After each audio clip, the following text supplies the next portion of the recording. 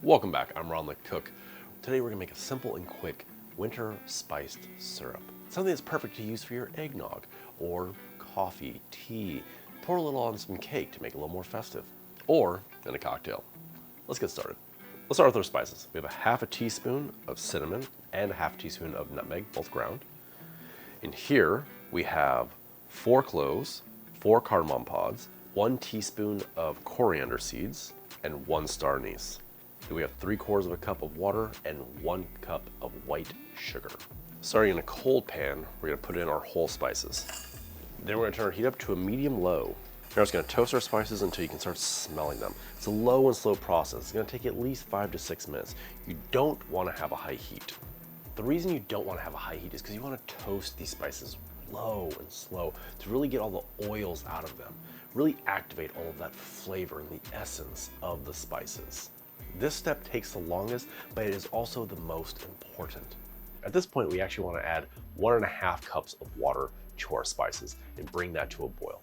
We want to let that simmer until we reach 3/4 cup. Now that we can smell all of our spices, we're going to add in our water. Sprinkle in the rest of our spices, the cinnamon and nutmeg. Let's give that a stir.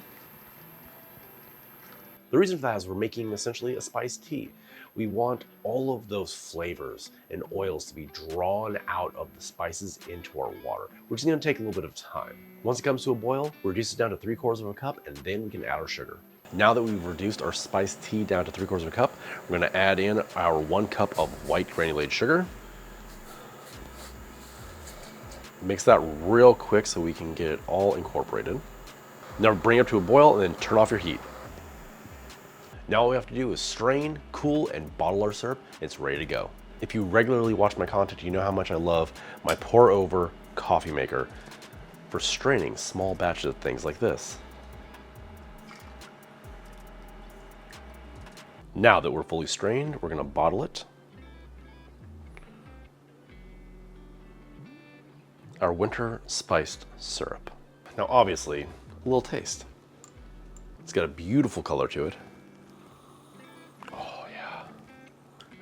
It smells like the holidays. You've got the cinnamon, the nutmeg, the cardamom comes through, a little bit of that clove. Perfect.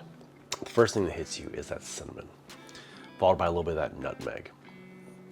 You get that numbing sensation on the back of your tongue from the clove, and then it finishes off with a heavy dose of that cardamom. Delicious.